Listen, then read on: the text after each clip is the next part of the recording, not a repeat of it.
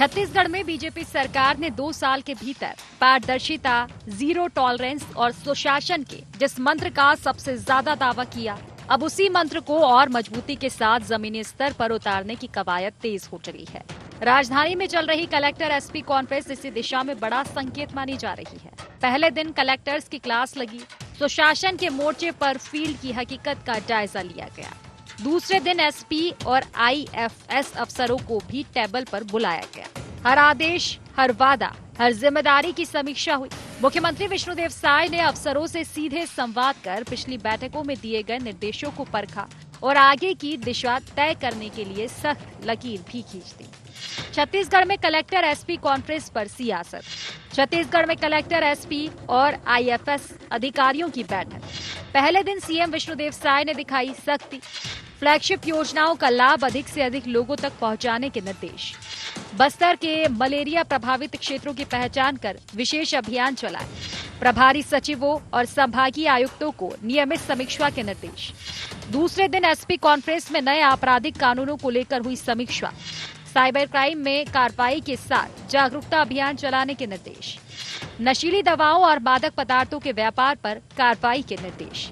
सरकार की बैठक अहम है। मुख्यमंत्री के तेवर कड़े हैं और निर्देशों पर कोई ढिलाई बर्दाश्त नहीं।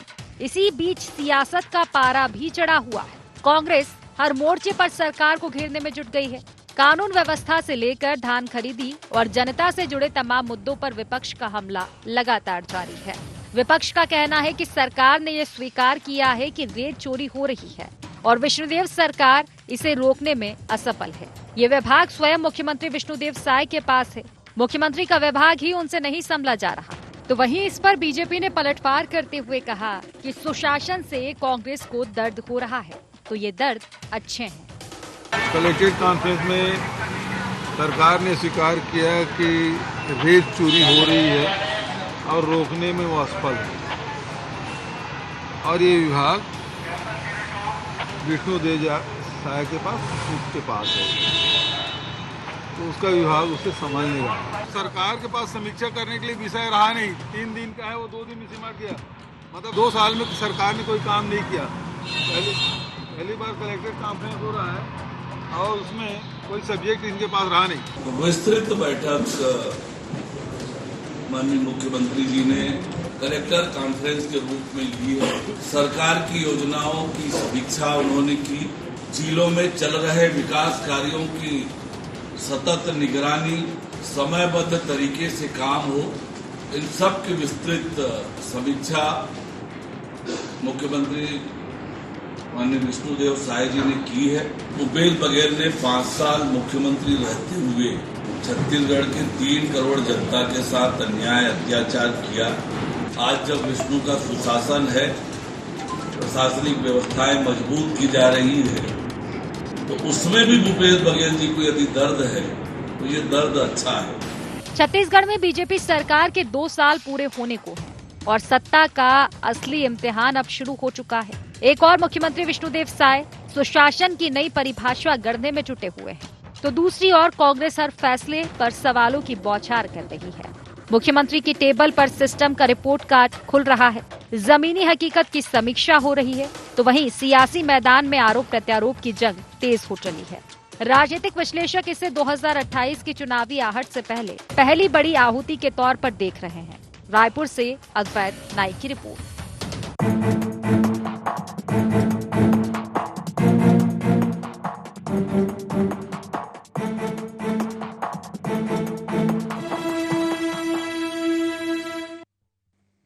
नमस्कार, जय जोहार, गुहार। छत्तीसगढ़ में आप सभी का स्वागत है। मैं हूं आपके साथ दिव्यांशु जोशी। तो छत्तीसगढ़ में बीजेपी सरकार को 2 साल पूरे होने वाले हैं और अब मुख्यमंत्री विष्णुदेव साय राजधानी रायपुर में कलेक्टर एसपी कॉन्फ्रेंस कर रहे हैं और अब इसे लेकर के भी सियासत हो रही है। इसी विषय पर आज हम चर्चा करेंगे, लेकिन चर्चा करने से पहले जान लेते हैं क्या है आज के गुहार पॉइंट्स। कलेक्टर एसपी कॉन्फ्रेंस में सीएम की सख्ती के क्या है मायने? कलेक्टर एसपी कॉन्फ्रेंस का जमीन में कितना दिखेगा असर? प्रदेश में भ्रष्टाचार और रेत माफिया पर कितनी लगी लगाम? सुशासन पर समीक्षा पर कांग्रेस क्यों उठा रही सवाल? तो इन्हीं पॉइंट्स को लेकर के चर्चा को विस्तार देते हैं और हमारे साथ आज चर्चा में कुछ खास मेहमान जुड़ रहे हैं। उनसे आपका परिचय करा देते हैं। हमारे साथ चर्चा में जुड़ रहे हैं सत्यप्रकाश सिंह जी, जो कि कांग्रेस प्रवक्ता हैं। सत्यप्रकाश जी, बहुत बहुत स्वागत है आपका ND24 में। हमारे साथ जुड़ रहे हैं गंगेश त्रिवेदी जी, जो कि वरिष्ठ पत्रकार हैं। गंगेश जी, आपका भी बहुत बहुत स्वागत है। और हमारे साथ जुड़ रहे हैं सुनील चौधरी जी, जो कि बीजेपी प्रवक्ता हैं। सुनील जी, आपका भी बहुत बहुत स्वागत है ND24 में। सबसे पहले मैं शुरुआत करना चाहूंगा सत्यप्रकाश सिंह जी से। सत्यप्रकाश जी, सीएम मीटिंग कर रहे हैं, समीक्षा कर रहे हैं, क्या दिक्कत है? सत्यप्रकाश जी। दिव्यांशु जी, दिक्कत कुछ नहीं है। सरकार जिस हिसाब से चलना चाहे, खासतौर से प्रदेश की जनता के हित के लिए जो भी कदम उठाना चाहिए, वो सरकार का दायित्व बनता है, वो उठाना चाहिए। मगर देखिए, इससे पहले भी समीक्षा हुई थी, क्या हुआ? वही का वही हालत है। और इस समीक्षा में तो चीजें खुल के सामने आ रही है कि मुख्यमंत्री जी मान रहे हैं यहाँ रेत माफिया हावी है।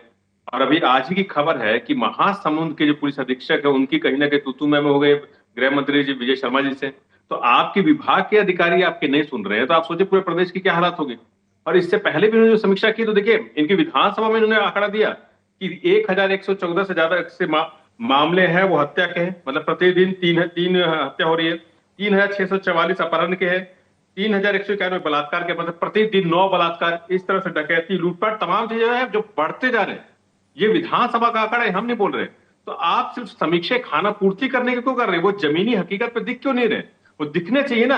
अभी कल की घटना है, शराब ठेके के बाहर एक गार्ड की हत्या हो जाती है, दिन दहाड़े हत्या हो रही है। तो ये सब चीजें क्या है?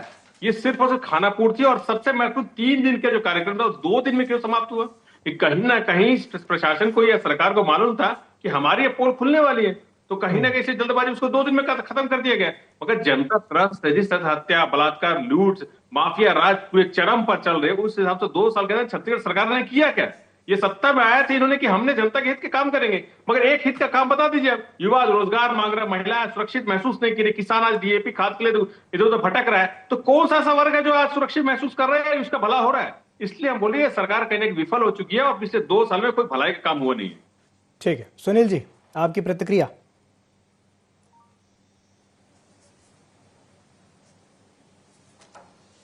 जी, राम राम, जय जोहार, जय छत्तीसगढ़।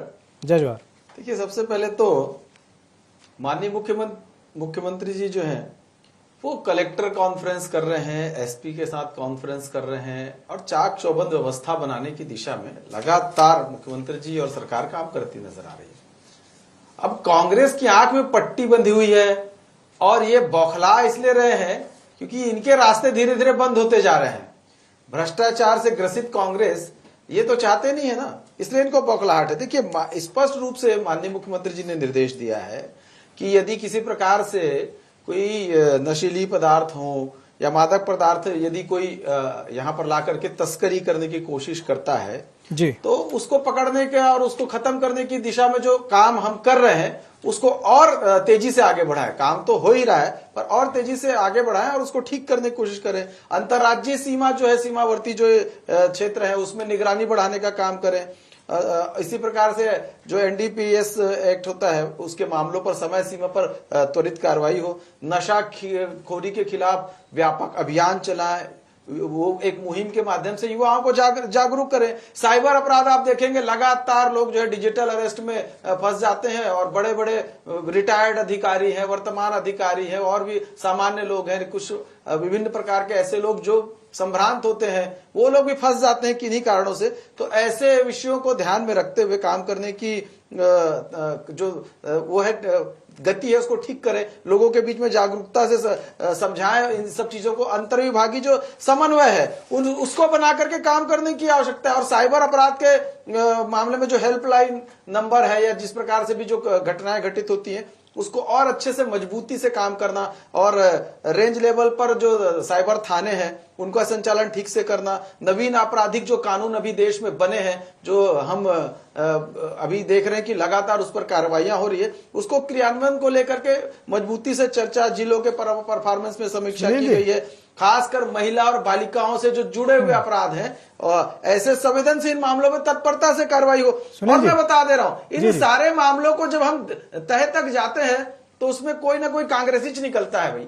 आप अच्छा, देखेंगे कि ठीक है। कांग्रेसी जो है वो उसमें अपराध के पीछे में शामिल होता है। ठीक तो है, वो इसलिए आपने- मैं कह रहा हूं जी, कि जी, जी। दर्द कांग्रेस को इसलिए हो रहा है कि जब अपराधियों को रोकने के लिए अपराधियों के खिलाफ कार्रवाई करते हैं तो कांग्रेस को लगता है कि उनके खिलाफ कार्रवाई हो रही है। ठीक है। अच्छा, एक चीज मैं पूछना चाहूंगा सुनील जी। बयान देते हैं। ठीक है, आपने इतने सारे पॉइंट्स गिना दिए, रेत चोरी पर कुछ कहेंगे? क्योंकि रेत चोरी को लेकर के जो बात भूपेश बघेल ने कही है कि भाई सीएम ने स्वीकार तो किया कि रेत चोरी तो हो रही है प्रदेश में, क्या कहेंगे उस पर सुनील जी?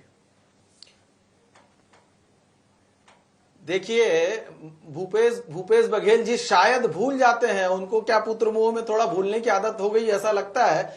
उनको थोड़ा 2 साल पहले का सोच लेना चाहिए। 5 साल जब आप सरकार चलाए तो लोग रेत में किस प्रकार से माफियागिरी करते थे, यहां तक कि हत्या करने की नौबत आ जाती थी। वहां के सरपंचों को, वहां के जनप्रतिनिधियों को इनके गुंडे पीटा करते थे और वो कांग्रेस पार्टी से संबंधित रहते थे। माननीय मुख्यमंत्री जी ने बड़ा हृदय करके कहा तो कि यदि ऐसा कोई करता होगा तो उसके खिलाफ कार्रवाई की जाए। इतना बड़ा हृदय करके बोलने वाला भी तो हो ना। भूपेश बघेल जी तो खाली लिपापोती करके छुपाने की कोशिश करते थे। हम तो जड़ से चीजों को खत्म करना चाहते हैं जो छत्तीसगढ़ के लिए खतरनाक है, जो छत्तीसगढ़ के हित में नहीं है। ऐसे माफियागिरी करने वाले, ऐसे भ्रष्टाचारियों को समाप्त करना चाहते हैं, इसलिए हम खुल करके बोल रहे हैं। इसमें डरने की क्या बात है भाई? सरकार हमारी है, हम चाहते हैं मजबूती से कार्रवाई करें। मुख्यमंत्री जी कह रहे हैं कार्रवाई करेंगे, अब कर भी रहे हैं और मजबूती से करेंगे। नहीं, बिल्कुल करना भी चाहिए। चलिए ठीक है, मैं सत्यप्रकाश जी आपके पास आऊंगा, लेकिन उससे पहले गंगेश जी से एक रिएक्शन चाहूंगा। गंगेश जी, ये जो कलेक्टर एसपी कॉन्फ्रेंस हो रही है, आपको क्या लगता है कि ग्राउंड लेवल पर, जमीनी स्तर पर इसका कितना असर दिखेगा? गंगेश जी। देखिए, निश्चित तौर पर इसका असर दिखेगा, इसलिए क्योंकि देखिए असर ऐसा होता है कि मुख्यमंत्री की कार्यशैली से अफसर भी परिचित होते हैं। ऐसे तो ज्यादातर जिले का काम कलेक्टर संभालते हैं, एसपी संभालते हैं, लॉ एंड ऑर्डर का हो तो एसपी हुआ। लेकिन अगर शासन प्रशासन को गाइडलाइन देने की स्थिति जब आती है तो मुख्यमंत्री किस तरह की कार्यशैली चाहते हैं, मुख्यमंत्री किन चीजों में फोकस करना चाहते हैं, कौन से कार्य होना चाहिए जिला स्तर पर जाके, कौन सी योजनाओं को अंतिम व्यक्ति तक पहुंचाया जा सके, उसको लेकर इन बैठकों में चर्चा होती है। तो इस लिहाज से निश्चित तौर पर ये बैठक बहुत जरूरी थी और ऐसी होती रहनी चाहिए। और जिस तरह से इस बार दिखा है मुख्यमंत्री का तेवर, सामान्य तौर पर मुख्यमंत्री सौम्य व्यक्तित्व के माने जाते हैं, ज्यादा अग्रेसिव नहीं होते, लेकिन अभी जिस तरह से मीडिया में भी खबरें आई और जो अंदर से खबरें आई, कई सारे मामलों में मुख्यमंत्री ने नाराजगी जताई है और धीरे धीरे मुझे लगता है वो प्रशासनिक कसावट की ओर बढ़ रहा है, जो बहुत जरूरी था। और यही वजह से कि पिछले 2 साल से जो प्रशासनिक कसावट में जो कमी थी, उसी की वजह से अपराध भी बढ़ रहे थे। रेत चोरी का आपने जैसे मामला का, इस तरह कई सारे काम, बहुत सारे काम ऐसे होते हैं जो पर्दे के पीछे से सबको पता रहता है। पुलिस और दूसरे विभाग के लोग ही सहयोग करते, तब तो अपराधी गलत प्रवृत्ति के लोग उन चीजों को अंजाम तक पहुंचाते हैं। तो उसी चौथ पर अगर मुख्यमंत्री ने यहाँ बुला के बैठक में सारी चीजें कही है और उन्होंने अपना राय, अपना जो मत स्पष्ट कर दिया, अपना रुख स्पष्ट कर दिया है कि अब जो है भ्रष्टाचार नहीं चलेगा, रेत चोरी नहीं चलेगी और अपराधों की संख्या में आप कमी लाइए, अधिकारियों को उन्होंने दबाव बनाया। तो इस तरह से अगर जिस तरह उन्होंने शुरू किया अपना, अब इसमें जो है 2-3 महीने बाद फिर अगर समीक्षा करेंगे तो फिर से हिसाब किताब होगा। ये हिसाब किताब में बेहद जरूरी है और अब मुझे लगता है अफसरों को भी समझ में आने लग गया है और ये तरीका ही है प्रशासनिक कसावट को लाने का। तो मुझे लगता है इसका असर होगा ग्राउंड लेवल तक। चलिए ठीक है, गंगेश जी कह रहे हैं कि भाई इसका असर तो होगा। सत्यप्रकाश जी, भ्रष्टाचार हो, चाहे चोरी हो, चाहे आपका सट्टेबाजी हो, नशा हो, तमाम तरह की चुनौतियां हैं। नक्सलवाद तो ठीक है, वो एक चुनौती है ही है और धीरे धीरे वो भी खत्म हो रहा है, लेकिन बाकी की जो और चुनौतियां हैं उसी के लिए इस तरह की जो मीटिंग हुई है और आगे भी वो कह रहे हैं, गंगेश जी कह रहे हैं कि आगे भी इस तरह की मीटिंग्स होती रहनी चाहिए ताकि एक कंटिन्यूअस फीडबैक मिलता रहे और कहाँ इंप्रूवमेंट की गुंजाइश है उसको देखते हुए अपन इंप्रूवमेंट कर पाए। सत्यप्रकाश जी, इम्प्रूवमेंट के लिए बैठ के कर रहे थे और कल ही की ही खबर है कि जी। पुलिस ने क्या व्यवहार किया बलौदाबाजार में एक आदिवासी युवक के साथ, 7 टाके लगाने पड़े। ये है इनकी समीक्षा बैठक, ये इनका समन्वय पुलिस का और प्रशासन का। तो ये क्या सिखा रहे, क्या समझा रहे, ना पुलिस को पता है ना सरकार को पता है। डीएफओ की भी बैठक हो रही, अभी हमें बात की डीएफओ पे ट्रैक्टर किसने चढ़ाया था, अभी कुछ दिन पहले की खबर है, 6 महीने पहले के ऊपर, मतलब रेत माफिया कितने हावी है देख लीजिए आप। और सबसे महत्वपूर्ण बात मैं बोलना चाहूंगा कि प्रदेश के हालात कैसे, आप खुद बताइए। राज्यपाल की समीक्षा बैठक भी ले रहे थे कई जिलों में, मतलब आप समझ लीजिए कि सरकार से कहीं ना कहीं ये प्रदेश चल नहीं रहा था। राज्यपाल अपने कार्यालय से बाहर निकल के जिलों में जा जाके दौरा कर रहे थे, समीक्षा ले रहे थे। तो ये हालात आपने कर दिए। और एक चीज और बोलूंगा, सुनील चौधरी जी बोलते हैं कि भाई कांग्रेसियों को दिक्कत हो जाती है। अभी जैसे मैंने बोला पुलिस के मारा है, अभी मैंने बोला गार्ड की हत्या हुई है, होती है सरकार की इनसे भी सुनील जी उनकी बात पूरी हो जाने दीजिए। जी सुनील जी उनकी बात हो जाने दीजिए। सरकार की बात बता रहा हूँ। मैं एक चीज और बताऊंगा दिव्यांशु जी। जी दिव्यांशु, ये डेली खबरें चलती है, मैं तो सिर्फ एक दिखा रहा हूँ। ये अब मेरी खबर नहीं है, प्रतिष्ठित अखबार ये बोलते हैं आंखों में पट्टी है। अगर पट्टी है तो ये मैं कैसे पढ़ ले रहा हूँ? मेरे को लिख रहा है प्रदेश में रोज 4 लोग चाकूबाजी का हो रहे शिकार, 6 माह में 677,000 घटनाएं। मेरे आंख में पट्टी लगी मगर फिर भी मैं पढ़ ले पा रहा हूँ कि हाँ इस तरह की घटनाएं हो रही है। और हमारी सरकार की बात कर दो, उस समय ऐसी खबरें चलती थी कि छत्तीसगढ़ में कहीं ना कहीं कानून है, कसावट की वजह से महिला अपराध में कमी आई है, 5वें से 14वें पे चला गया, बलात्कार में कमी आई है। तो ये उस समय हमारी सरकार में खबरें चलती थी। ये फर्क है। कसावट किसको बोलता है, क्या बोलता था? हमारी सरकार में वैसी खबर चलती थी। और ये मैं नहीं बोल रहा, आपका खुद की अखबार सुनिए एक मिनट उनकी बात पूरी हो जाने दीजिए। खबर चलती थी। देखिए दिव्यांशु सुनील जी आपको इंटरप्ट कर रहा हूँ, उनकी बात हो जाने दीजिए, फिर मैं आपको बोलने का मौका दूंगा। जी सत्यप्रकाश जी अपनी बात पूरी कीजिए। देखिए वही मैं बोल रहा था कि बीजेपी वाले से यही दिक्कत है, आंखों के सामने सच्चाई दिखा दी जाती है ना तो ये चिलमिला जाते हैं। इनको मालूम है सच्चाई यही है। आप समीक्षा बैठ के कितनी कर लीजिए, आप कितनी बैठ के कर लीजिए, डीएफओ के साथ कर लीजिए, आप एसपी के साथ कर लीजिए, कलेक्टर के साथ कर लीजिए, मगर आप सिर्फ खाना पूर्ति कर रहे हैं। और ये हम नहीं बोल रहे, प्रदेश की जनता बोल रही है। क्या गली गली में शराब आज नहीं बिक रहा है? आज क्या ठेके हर जगह गली में नहीं खुल गए? अभी कल एक गार्ड को मारा कि मौत हुई है कि नहीं मौत हुई है? युवक के आदिवासी युवक को पीटा गया कि नहीं पीटा गया? ये दिखता है ना कि जमीनी हकीकत क्या है। 2 साल के अंदर प्रदेश को आप कहां ले गए हैं? सिर्फ और सिर्फ चाकूबाजी, बलात्कार, डकैती, नौकरी है नहीं, किसान भटक रहा है, महिला आज दर ठोकरे खा रही है, बलात्कार हो रहे हैं। तो ये चीजें जमीनी हकीकत है। आप कितने ढूंढोरे पीट लीजिए, मगर हम 12 बोले विपक्ष कहते हम आपके साथ है, मगर उसका असर दिखना चाहिए। मुख्यमंत्री जी अगर कहीं ना कहीं केंद्र से चलेंगे, कहीं ना कहीं केंद्र की कठपुतली की तरह काम करेंगे तो ये चीजें होंगी। क्योंकि प्रदेश के जो व्यक्ति है वही समझ सकता है कि यहाँ की स्थिति क्या है।